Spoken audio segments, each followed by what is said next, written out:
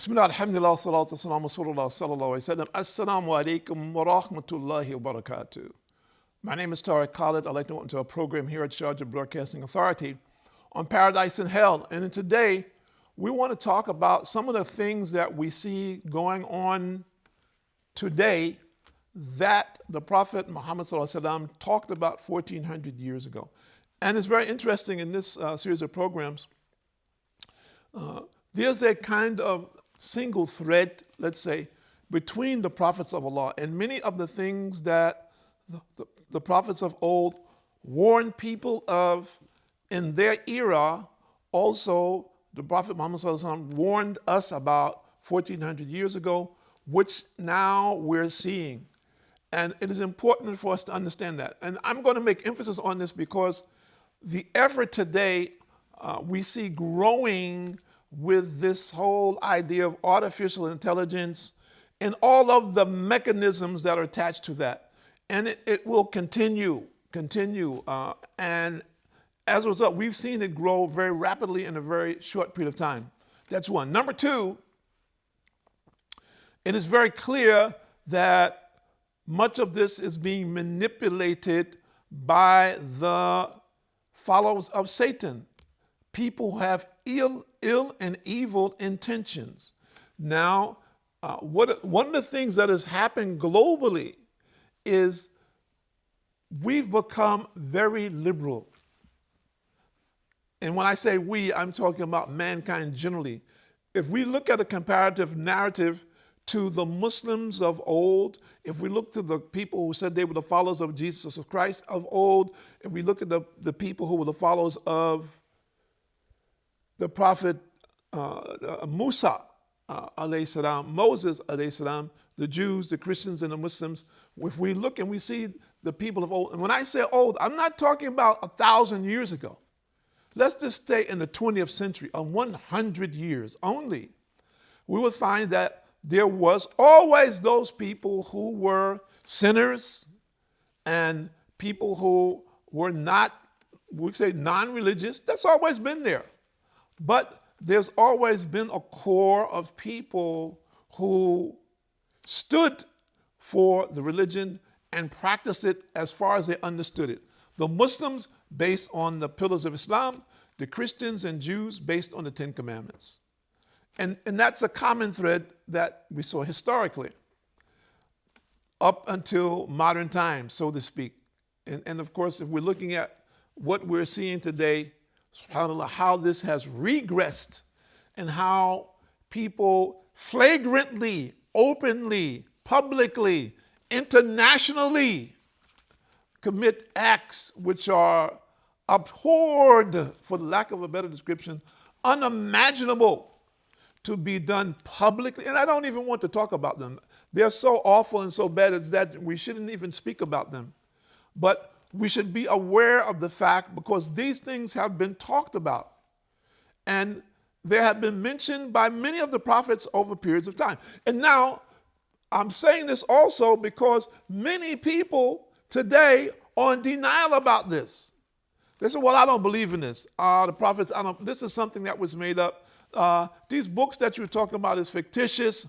I don't believe in God. I believe in myself. And we see there's a huge movement, global movement today, which is also very influential, who say we don't believe in God.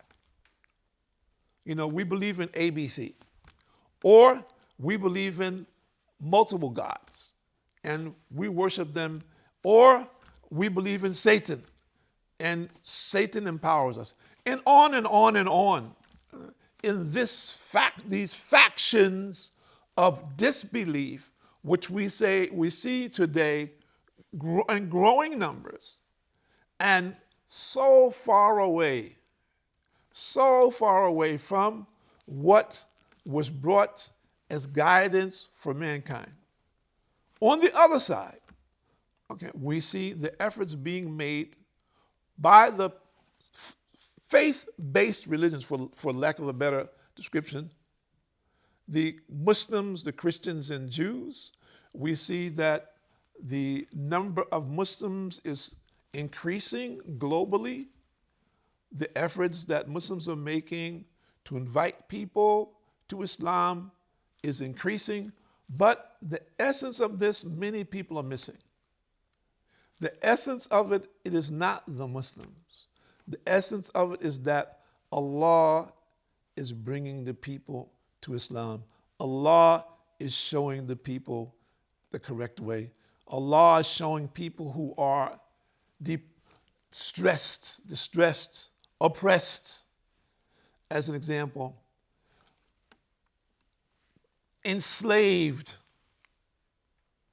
For example, I know of a situation where one of a brother was in a hotel, and I won't say where it was, and a woman came up to him, and I won't say where the woman was from, and approached him, and he put his hands up and says, no. It was obvious, he knew she was a prostitute. And she said, no, please. She begged, I need to talk to you. And, so he said, okay, what is it? She said, I'm interested in Islam. I want to accept Islam, but I am actually enslaved here. I came with one thing in intention. I was fooled by people that I was going to get a job, and now they've enslaved me, and there are other women who have forced us into prostitution. And of course, the brother at that time, he was shocked. He was shocked. This is 2020. How is it that people today are being kidnapped in this way, or fooled in such a way, and being forced into slavery now, today, with all of the mechanisms of law enforcement they have, so forth and so on? Of course, he was shocked. And he began to address it and took it to the police and so forth and so on. The point I'm making is that this is going on. It's not a movie. That people are being oppressed in ways and enslaved in ways. In some ways, very shrewdly and trickily, but some ways just being overpowered and captured, kidnapped, or threatened that we will kill your family, we will kill your children. And all of these things are happening in the world that we live in today.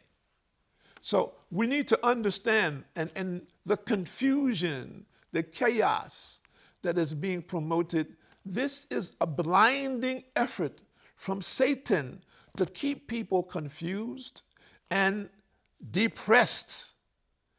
Why? Because when people are in this condition, what happens? They reach out for whatever it is that they can grasp that will help to benefit them. And they are actually being set up for a huge fall. I'm only saying this to remind us that this is going on in our societies today, globally. Many people think that in which we see of technology is progress. When I ask you a question, the technology that you're using today, is it a slave for you, or have you become a slave for it? And I'm not going to question that. That's for each viewer to decide on his own. And if you have become a slave for it, then you need to watch very carefully, because the path is just beginning. Satan is very shrewd. He will never leave you. And what have we been told? That he will be with the believer until his last dying breath, in an attempt to get him to turn on his religion, on his faith. So when we see this huge effort being made to misguide people and to fool people, to trick them, a master trickology, to take the people away from the path, then we ourselves should sit for a few minutes and think, whatever it is that you believe now, you should think and contemplate about your belief system. Is it going to lead you to paradise? Ask yourself that question.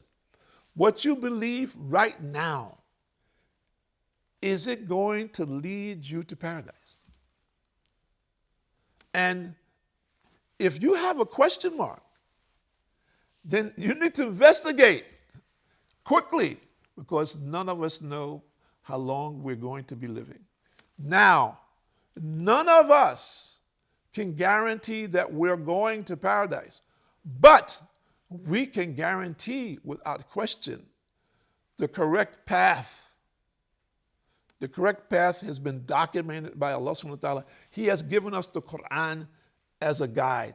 He has given us the Sunnah of the Prophet Muhammad sallallahu alaihi wasallam as a practical, applicable means and methodology of living our lives on a daily basis in any society at any given time until the day of judgment. The applications are there.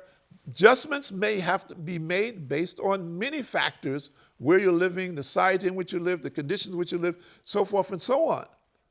But the guide is there for those who choose it.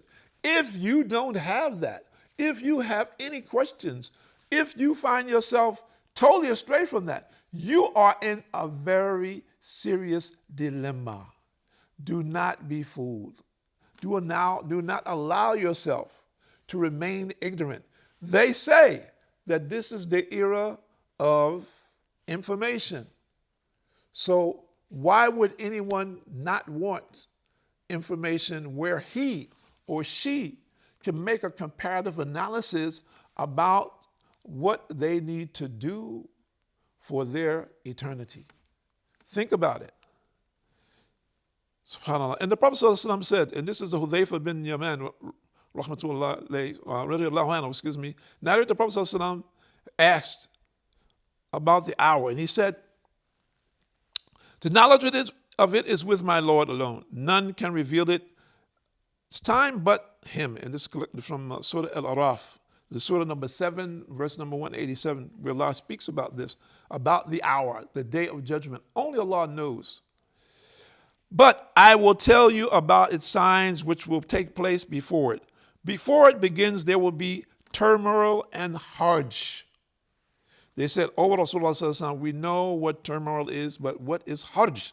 He said, in the language of the Abyssinians, it means killing.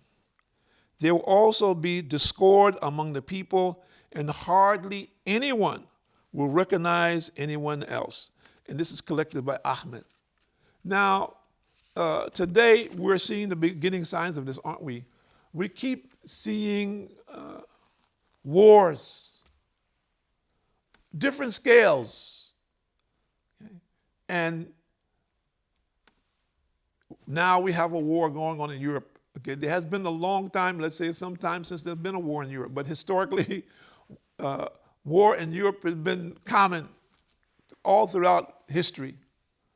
If we look at that, and there are wars in many other places, in Southeast Asia, in Africa, as an example. If you want to call that, there are conflicts on different levels and different scales, where people are killing other people for no reason. If you ask them, they can't answer. And there's another hadith where the Prophet ﷺ, he said more or less, there will come a time in the last days where the killer would be asked, why did he kill? He will not be able to answer. The person who was killed would be killed. He will be asked, why was he killed? He will not be able to answer. Now, we are seeing these things going on today with murderers with no war. Murderers who clearly have been fooled, tricked, misguided by Satan for all kinds of reasons, whether it's a hate crime, a crime of passion, whatever. The terminology is a secondary factor. What we're finding out, this is disbelief. And the people themselves have some emotional, psychological issues, sociological issues. And Shaitan mobilizes them. And they become inspired. And the means and methodology can be through social media, which is today what is the major impactor of this era, encouraging and influencing people to do all kinds of acts. Another thing which people don't say, video games. A very high percentage of the killers are, let's say, mad about video games that always involve shooting and killing, and with very aggressive and very militant terminologies being used. Even more so than, if you look at some of the, it's very interesting, the military type training programs showing the guys in the military training when they're trying to recruit people to go into different militaries around the world, or comparative analysis between different type of physical combative skills. The games that they're showing for the children are more aggressive than the actual people who are in the military. The things that are being said, the things which they are doing, if you make a comparative analysis, and especially if you're talking about for a child, the impact on the mind of a child, it is huge comparatively if we make a comparative analysis. Parents need to look at this very seriously. And the parents themselves, unfortunately, have a generation, they have grown up with the same things, and they're looking for what? They're looking for something to occupy the time of their children so they can do other things. We're saying that you should be more intelligent about that. If you're a single parent, for example, and you have to work and your children are coming home while you're still at work, don't give them some games that are very violent, or not just violent, but are, let's say, valueless. People are committing all kinds of acts in these games or movies, whatever they might be. Don't expose your children to this openly. And if you do, then the result of it, don't be surprised. And don't use the excuse, well, you know, I had to work and I'm a single parent and it's very difficult for me. When I come home, I'm tired. You know, what should I do? We're saying find out alternatives. We're not saying it is easy. Find out alternatives. That's for anyone before your children are led astray. My name is Tariq Khalid. I'd like to thank you for joining us here at Sharjah Broadcasting Authority on Paradise and Hell.